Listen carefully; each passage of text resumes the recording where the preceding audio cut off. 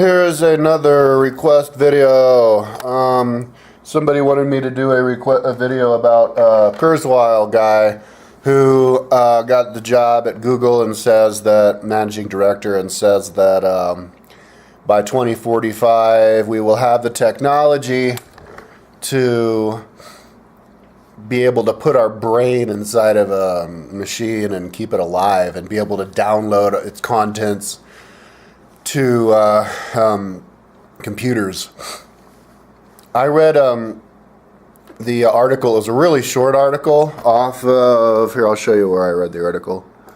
Right here, on Forbes magazine. And it's a really short article. It's only that long. And that's the dude. He's 64 years old. I guess he got famous in the 70s for inventing text-to-speech software. And I've been sneezing ever since I mowed my friend's lawn yesterday. This guy is really into transhumanism. He takes like 200 supplement pills a day, and then gets or I don't know if they're pills, but 200 different supplements, and then he gets them put into his body intravenously to bypass his GI tract. I guess that makes it so he can live longer. And but I mean, he doesn't look any healthier than any other 64-year-old. If you want to be healthy, you should just exercise and, be natural. El natural is the way to go. I've talked about stuff like this before on YouTube. I think in a video called Transhumanism versus Transalchemy, and I'll just talk about it again in the same way. What this guy is talking about is transhumanism, and that is when you use the technology to make yourself hope I don't run out of battery power. Make yourself immortal. Due to being able to, grow different organs in machines, and then replace your organs so that you live. The reason we die is because the chain's only as strong as the weakest link. So like their whole body could be healthy, but if you have like a weak valve, a weak wall in one of your intestines, because you drank some bad water when you were 16 or something like that, and then that wall lining, starts to leak, and you get all of your stomach acids leaking all over your blood. That can kill you. There's a million different ways people die. So when somebody dies of old age, a more accurate way to say it is somebody dies because, one of their organs just went bad. And so when we can replace our bodies with different organs, you can really increase your lifespan really long time. And people are saying that, give it another 30, 20 years and we'll be able to live as long as we want. So because of that. I think, reptiles can live as long as they want to. Their bodies don't give out. There are those tortoises on Galapagos Islands that are like 400 years old, and giant, alligators can live like a couple hundred years or something. So, so that's transhumanism. This guy has got a pretty creative mind. He wants to. I guess he was saying you could. Keep your brain alive, and then he even said transfer it back into a biological being, so then transfer the information in your soul back into a like a little fetus or something, and then back into a machine, and just stay alive forever. In order to do that, you'd have to be able to stay conscious. You'd have to be, I think, stay focused and not drift off. People die because they just let go of their bodies, and they go away a lot of the times. But anyways, that's transhumanism, and there's lots of transhumanism, and there's lots of different possibilities with that. Now you got transalchemy, and transalchemy would be like the au natural version of transhumanism. Transhumanism would be like taking a bunch of pills that scientists in a laboratory made that you go to Walgreens and buy in order to like fight depression or whatever. And transalchemy would be just grow some weed and smoke it. And in the end, the au natural way is the best way, you know. Just trust in God. In God we trust. Because I think an interesting thing happens when we're about to get to the next level of humanity, and kind of like when you're crossing like a valency line, and when you do that, like all of the paradigms change, all the rules change. It's kind of like when solids get hot enough, then they turn into liquid, you know. Now, if somebody's a solid and the solid's never seen a liquid before, then you just be like, yeah, it's going to get so hot. Oh my God, it's going to like vibrate and it's going to like be able to mold and all that kind of stuff. But they can't imagine it'll actually turn into something completely different. It'll turn into liquid, you know. And then when liquid gets hot enough, it turns into a gas and flies around. And then when that gets hot enough, it turns into plasma. Oh my, you know, where all the atoms are alone. So I think transalchemy is where we'll get to in the next level, but naturally. So we won't even need this transhumanism stuff. That's why we have all of these weird like science fiction movies like The Matrix, where computers take over, you know, because we can see that computers are going to get so strong, and that, you know, like I don't know how many terabytes of information your brain has, but once you make a computer that's that strong, then maybe a soul can inhabit it, and oh my God. And it's true. I mean, I think we could make computers strong enough that souls can inhabit it, and then you can make, you know, like biological kind of machines that have, you know, cells like humans, and then you can implant, you know, metal like computer devices into our brain to help us, you know, use the internet. You close your eyes and you see the internet and stuff. But I think we'll find that there's a natural way to do all that stuff. Ever since the beginning of time, we've always had the, you know, the legends of the, like sages, you know, mystical people who can see into their past lives, psychic people like Nostradamus who can see into the future, you know, like monks up in Tibet who can levitate and all this kind of stuff. Well, these people didn't use computers. Nostradamus didn't use computer to look into the future. He used his brain. Scientists say we only use like 13% of our brain, I guess, with those little scanners and seeing the activity. So you know, we're unharnessing our brain. So I think by the time all these scientists will make all this stuff and be like, oh, cool, look what we can do. Like by then, we'll have evolved as a society just from a higher vibration that we're all have created for ourselves with the mind internet. You know, the zeitgeist between all of us has become so like activated and charged because we're all contributing to it, and also because of the you know, the location we are in the galaxy and everything, that our brains are automatically going to get supercharged to that point, that next level where we can see into our past lives, you know, as much as we want. Like all you have to do is just think about like a certain period in the past and close your eyes and kind of activate your left brain and be able to just see it, you know. Like studying history is a cool way to do this because, you know, if you get into a certain period of history in the past, you know, or if you see a movie of history in the past, you can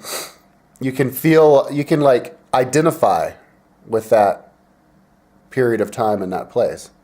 It feels totally natural to you, you know, and it's natural to them, and you can kind of feel like you're there. Well, that is basically past life memory, you know. I mean, you're identifying it with it because you were there. This is a good argument, you know, to give towards atheists and agnostics as to why the soul is eternal. They're like, you know, just by how much soul we have, you know, how much life we have and how many opinions and how much we can identify with all this different stuff. Then they could be like, oh, but no, the brain's really strong. But I mean, don't you feel like it's even more than that? You can identify it because, you know, in the same way that you can identify with how life is in France or something, or in your life in the past or in the future. You know, in the past or in France, you know that it was there or you were there, you know, and you know that you can because you know, or a period of time of your life in the past because you were there, you know, and you experienced it. So it's the same thing in the past, in your past life. So once our, you know, zeitgeist gets strong enough, and then we can tap into it, and then we can even use that to, you know, telepathically communicate with each other, and then live as long as we want, just with from our environment being cleaner and eating, you know, just not chemical food, you know, like dyed candies and all that stuff all the time, and overly processed food, and you know, living in a world that has more higher. I keep saying higher vibration, but you know, I think there is this, you know, ether of energy around us. You know, the radio waves, of energy around us. That once we live in a peaceful world, then we won't. It won't wreak as much havoc on our bodies. I think a lot of the cancer that we have, it comes from the toxins, but also comes from like energy toxins, and you know, and the way I think that the universe works is that whatever happens, it happens for a reason, you know, and whatever happens because it was supposed to happen. That's just the laws of nature. Just you know, universe has been around for a long time, and they have it all. Gods has it all hammered out and figured out. So once it's appropriate for us to live longer, and you know, like once we want to live longer, we will, and when the future comes and people learn so much, or they keep learning, and they even when they're older and they keep wanting to do stuff, then they will, and you know, we'll have the capability to it. It's kind of hard to describe, but that's what alchemy is, and because it is kind of the whole idea of transhumanism. I mean, you can farm new organs and get, you know, wires implanted in your brain to do internet in your head. Like this guy wanted to even transfer his brain into a swarm of nanobots and be able to fly over the world as a swarm of nanobots. But what about if you could fly all over the world and in your mind, you know, as your soul? Because this whole idea of transhumanism and the way that they're thinking of it, it's really clunky. It's kind of like it's kind of like running a city off of steam power, you know, when you could just run it off of solar power, you know, use nature. And this transhumanism, it's expensive, which then causes people to think about, man, battery's about to die. You know, classism. Only the rich people will be able to live a long time, and then all the poor people will kind of be disposable, and then the rich people will be way smarter than everybody else, and then so they start thinking, oh, that's the way that universe is supposed to be, where you have all these different class structures, and so let's just go ahead and keep it that way now. It's totally natural for the super rich to be way richer than everybody else, and it pickles people's brains, man, and it's not necessary. Everybody can be at the same level. That's something people haven't discovered yet, haven't realized, is that in the next level, like in, you know, utopian future, like the world in 1,000 years, everybody will have access to the same technology, just like we've always had. You know, everybody has been susceptible to the same sicknesses and died around the same age, and it'll stay like that. You know, no transhumanism. So that, you know. And it's dangerous to start thinking too much in this transhumanism stuff, because then people start, you know, justifying wealth discrepancy. So that, oh no, we should spend it because we need the super rich to be super smart to be able to live forever so that we can have these benevolent dictators and all this kind of shit. But it's really not necessary because it can all happen naturally, and we can all live as long as we want. And see, even if you do die, like, I think by then people won't even want to like transfer their brain to some nanobot or to another computer and maintain their memory, because if they die naturally and then they're reborn, they reincarnate, they will maintain as much memory of their past life as they want anyways. We'll remember enough of our past life that we won't have any desire to stay alive. Well, you can know as much as you want. You know how the age of information now is going, where you can get any information that you want. Like if somebody says, oh, we stopped doing nuclear testing. Somebody's like, no, we're not. And you're like, well, let's find out. Let's Google it. And then you Google it and we have instant gratification, instant knowledge. And not just on computers. You could be out hiking a trail in the mountains and still do that, because now we have smartphones that are connected to the internet. But with transalchemy, that's what it'll be like with our minds. Like all we'll have to do is go, back in the Byzantine times in the 1500s or the 1200s, they believed this and they did that. And you're like, really? Well, let's see. And you'll just pick it right up out of the ether, dude. Internet with your mind.